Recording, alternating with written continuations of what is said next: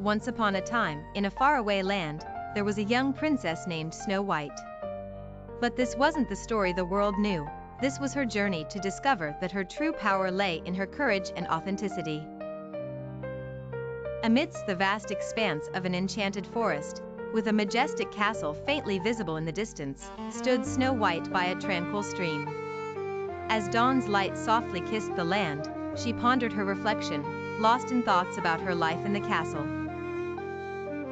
Inside the majestic halls of her home, the queen, her stepmother, seemed to loom as an ever-present shadow. She always wore an air of cold command. One day, the queen, with her eyes reflecting an icy fierceness, addressed Snow White with an expression that brooked no argument. "Snow White, you are pretty," said the queen with a clipped tone, "but that is not enough. You have to be perfect for people to admire you." Snow White hesitated, her heart stirring with restless inquiry. "Mother, why do I always have to please others? Can't I just be myself?" "Being yourself is not enough in this world," insisted the queen, her voice as unyielding as the stone walls around them. "Remember that."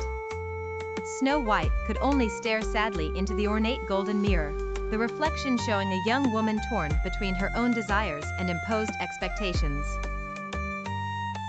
For many nights, Snow White wrestled with the feeling of not belonging.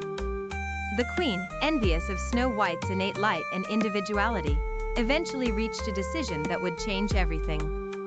"If you refuse to be perfect, you don't belong here," declared the queen. With a heavy heart, Snow White retreated into the forest, deep and shadowed by ancient trees. As she walked, she murmured to herself, "I don't understand. Why is being myself a mistake? Maybe here, in this forest, I can finally find who I really am."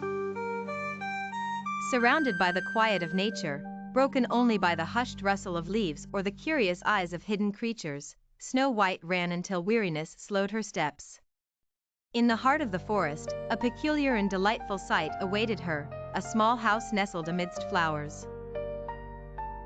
Approaching the house, she encountered a group of small yet formidable companions, the dwarves.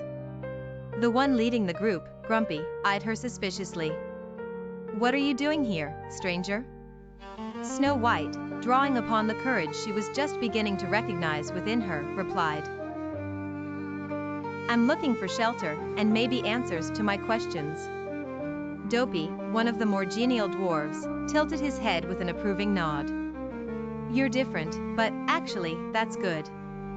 Grumpy, ever cautious, added, "Different is not enough to survive." Snow White smiled softly, countering, "Maybe it is enough if you have courage and stay true to yourself."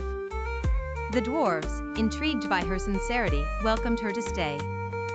Yet, not all challenges were behind her. Evil still lurked in the form of her stepmother, relentlessly plotting from afar.